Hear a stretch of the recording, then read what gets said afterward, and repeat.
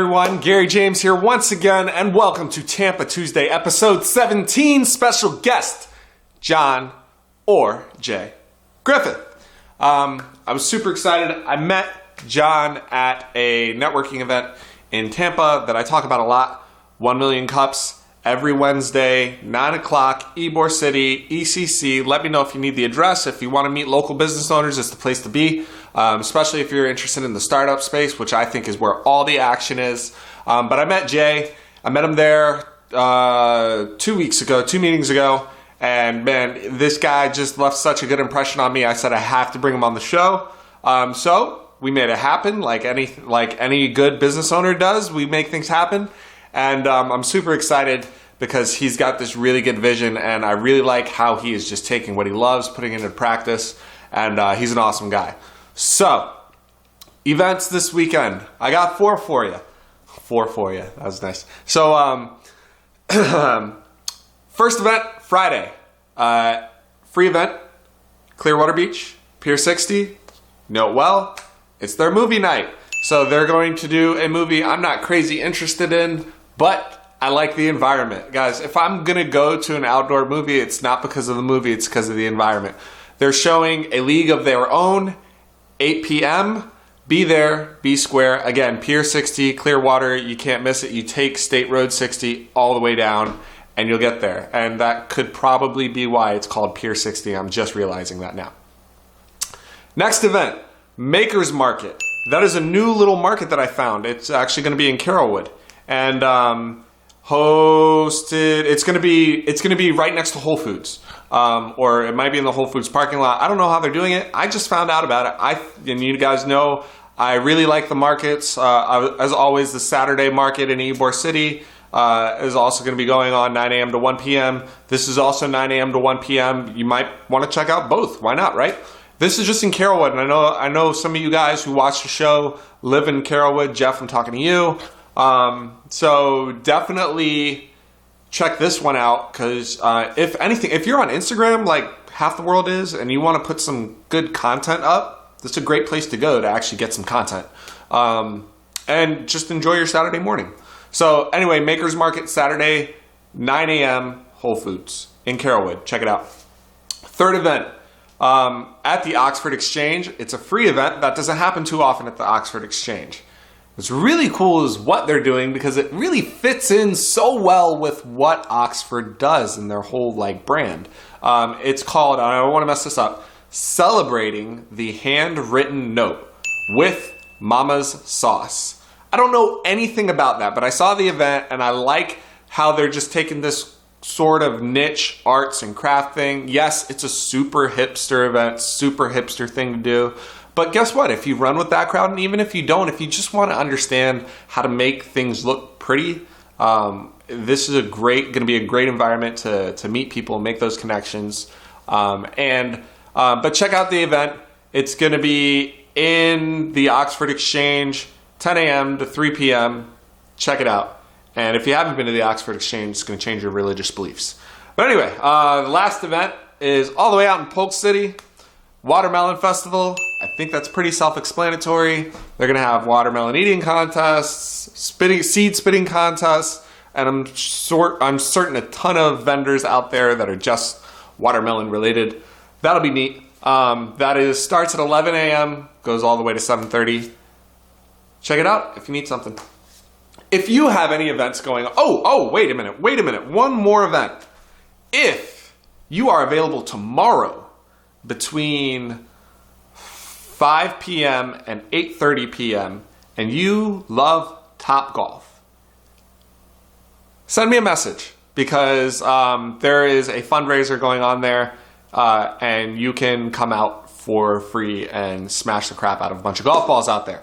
If you haven't been, the food's great too. But if you haven't been to TopGolf yet, send me a message. I will send you the details, because you do need a ticket. There is a fundraiser going on at TopGolf. Starts at 5. They're going to have, I think it was either 4 or 8 bays that they're going to have just for the fundraiser. So you can go out there and just smash a bunch of golf balls out there.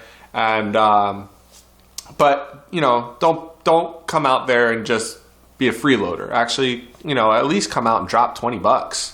Drop Drop $100. That's what you would be spending on TopGolf anyway. Drop 50. Do something. Come out, and it's benefiting the Shriners Hospital. So go ahead, come on out tomorrow night, 5 p.m. to 8:30. Message me because you need tickets for this event. The tickets are free to get, but they need to know that you're coming, and they only have 50 available. So let me know. Shoot me a message. Let me know that you want to go, and I will go ahead and shoot you the link, and you can go ahead and get the tickets there. So let's see. That's going to be it. And without further ado, welcome, John. Hey everybody, welcome to Tampa Tuesday, episode 17. I am here with my man, John Griffith, or Jay. Either or. He's cool with either or. Y'all know I go by Gary James. And John, instead of trying to tell people what you do for a living, I'm going to let you tell people. What do you do for a living? Right on. Well, Gary, first and foremost, thank you for having me on the show. I appreciate it. I am a wardrobe stylist here in Tampa, Florida. And I pretty much help people build confidence in themselves and overall get a better look. That's super cool. And I gotta say, y'all already know, most of the time when I'm doing a show, I'm in a coffee shop. So clearly, this is not a coffee shop. Although we're sipping coffee though. Yeah, we are sipping some coffee. We have some on the side over there. We're actually in John's humble abode. And when I say humble abode, this is one of the coolest places I've ever seen. I mean, this is legit. Yeah, and I was telling John before we hit record. He invited me over, and he sent me the address, and I'm like, this looks like a house. And sure enough, I pull up, and I'm like, this is a house. And I was worried. I was planning on, okay, well, maybe we need to go to the bunker or something like that. I was getting ready to have some backup plans. Yeah, I was getting ready to break the news to you, but I walk in here, and guys, this is John's studio. So he and I don't know too much about the experience, and I'm glad I don't, because I wanted you to be able to explain. And you guys are going to be seeing some B-roll footage of this actual space and what John's done with it. So when somebody comes to you, who's the type of person that when they realize that they need your help, like how does that relationship start? So most of my traffic comes from Instagram, just because it is such a visual platform. Right.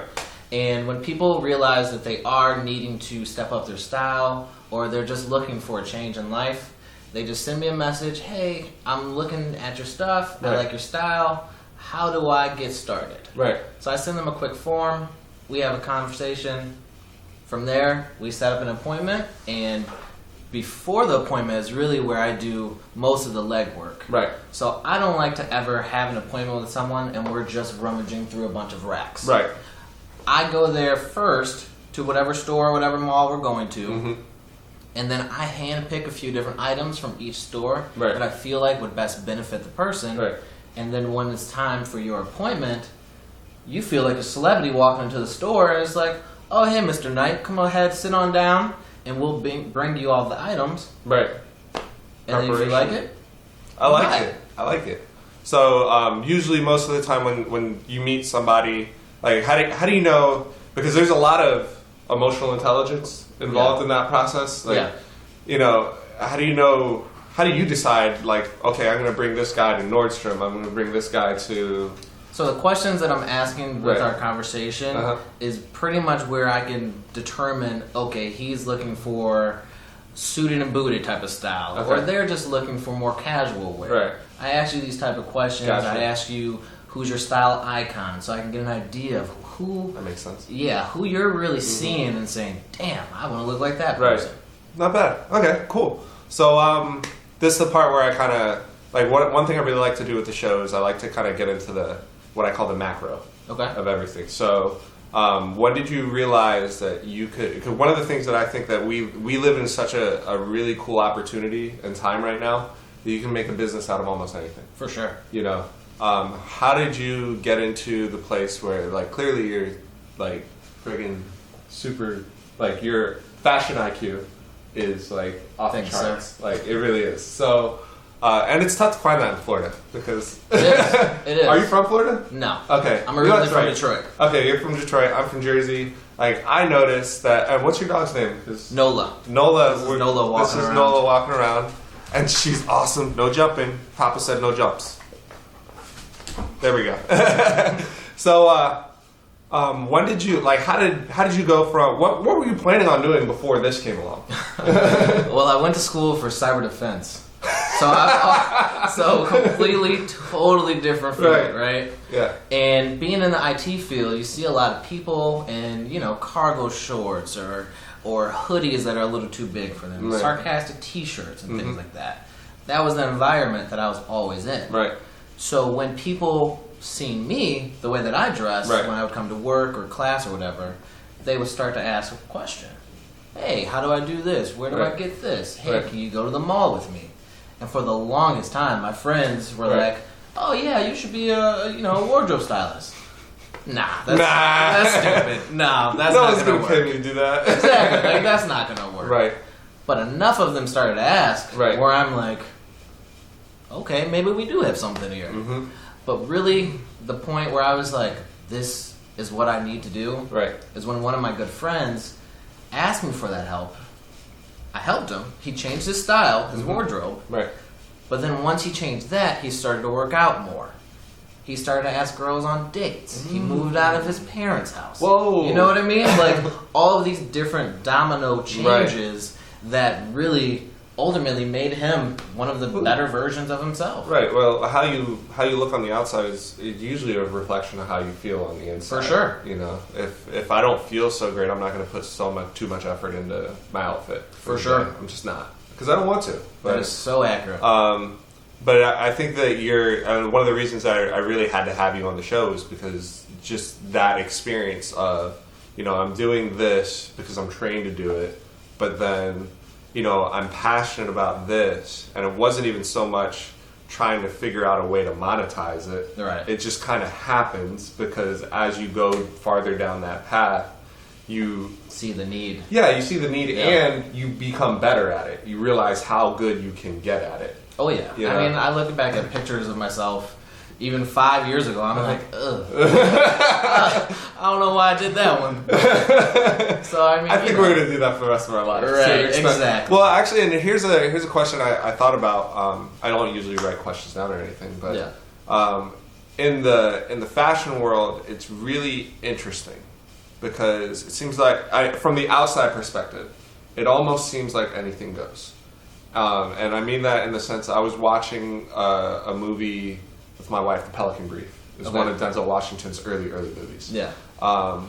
And everything except the suits could have worked. Yeah. Today, and that movie's like 20 going on 30 years old. I mean, fashion is just a revolving door. Right.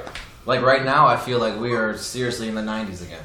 Agreed. You see people with high tops and fanny packs. I didn't think the 90s ended, but it transitioned is what it did. Okay. And then now someone hit the reset button. Okay. Because the early 2000s, that was the super baggy stuff with the sport jerseys and velour suits and stuff like that. Guilty. I know I have. I know I did. Guilty. So, I mean, right now I feel like we are reliving the 90s. Right. So it's not so much that anything has changed in the sense that it's always revolving. It's just that... It's just fashion is a revolving door. Right. Everything repeats itself. All right, so and we've talked about this briefly before, your opinion on brands. I'm not a brand whore, if you will. That's fine. I don't care what the brand is. Okay. If it looks cool, it looks cool. Mm-hmm. If it's something that's basic, you can turn it into something, something amazing. Right. Like this hat, almost no one here has heard of, but this is from one of the Detroit hat makers, Henry the Hatter. Huh. Downtown Detroit. Okay. This is a H&M shirt. American Eagle jeans, $5.97. Yeah, it does not matter what the brand is. If it looks good, it looks good. Right, you can rock it. Nice. What was the other? How about making some predictions? What do you think is going to be happening in the fashion world in the next 2 years, 24 months? That's a good question. Yeah, because it's going to be on record, and you're either going to be right or wrong. Yeah, that's real. No, it's okay to be wrong though. Like I make predictions I'm wrong about all the time. Like for instance, I had been talking about the real estate market, and I'm in real estate, so Right. People always ask me, where do you think the market's going? I said, like last month you would ask me that question. I would have said, you got another 6 to 18 months before things get rough again in real estate. Because right now things are good. Homes are moving. There's more buyers than sellers.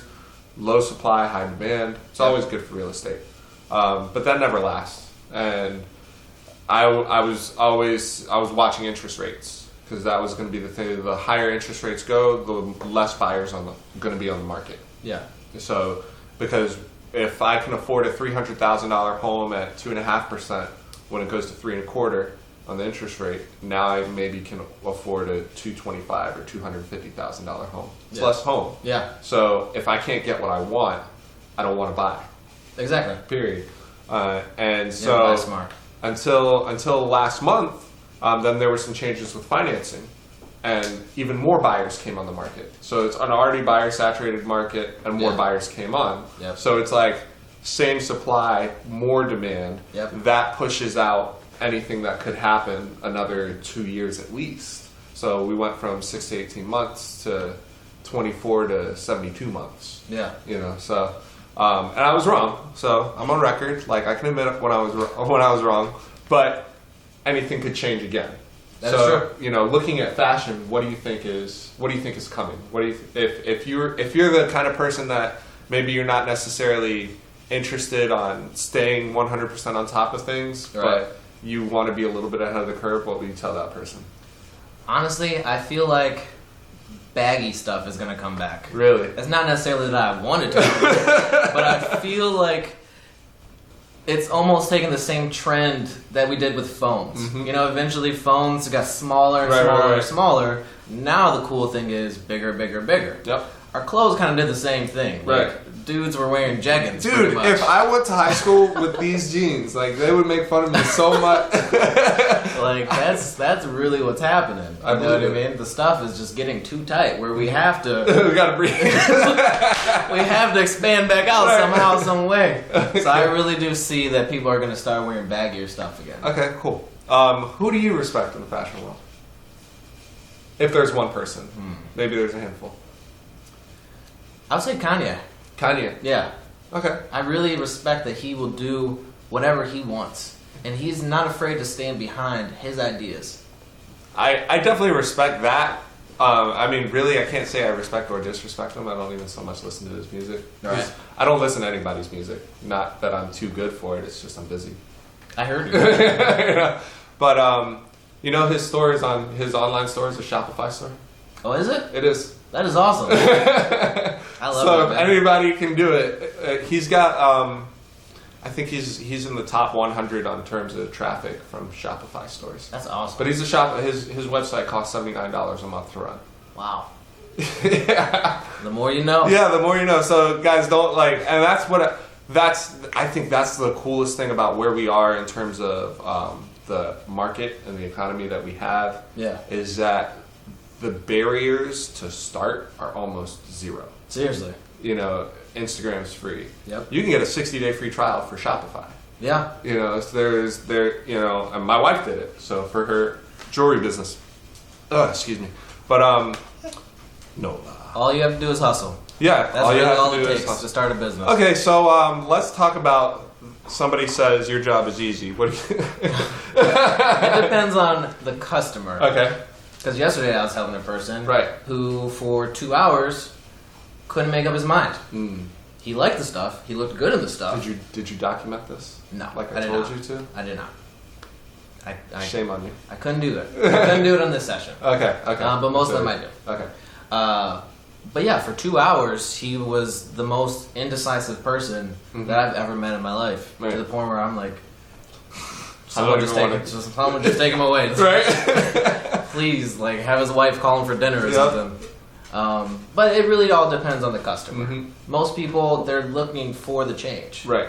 They're ready for the change. I think that's such a cool approach, is the whole change. Yeah. Because it's not so different than from what I do. It's like people, they're ready for a change, so, it's time to buy that house that they've wanted. Exactly. And they're ready for it. And exactly. That makes a lot of sense. Man, do you have any questions for me? What wakes you up in the morning and keeps you passionate? God. All right, sorry for the technical mishap for a moment, but we're back to close out. So I don't even remember what we were talking about. I had a question for you. Oh yeah, what was your question for me? What keeps you passionate Right. and wakes you up every day to do what you love? I think results. I'm so hungry for results. Yeah. You know, I have a lot of ideas. Like, you hear me talk about theory all the time, like what works, what doesn't work, figuring things out. Like, Yeah. I like being right, but not. Who doesn't? Yeah, exactly. But of course, I've had to like back that off because I used to be super argumentative with everybody. Okay. But you know, when I decided to make my life about myself and not, you know, I know that sounds selfish, but like, I want to be the best version of myself. Oh yeah. You know, I want to, you know, whatever I do, I want to be the best at it, you know. I think it's almost selfish if we don't do that. I agree. Exactly, because if you're not trying to be the best, then, I mean, unless you're okay with just being average, which some people are, like, and It happens. yeah, I mean, it's just not me. You know, me is, I want to be the best. I want to be right. I 100% respect that. You know, I want to look back in 2035. Yeah, 2035 is what motivates me.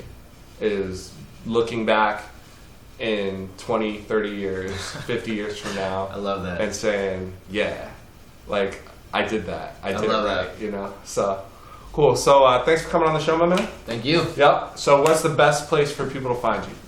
Instagram, 180style_com. Boom. Or just go to the website, 180style.com. 180style.com. Thanks, man. Thank you. All right.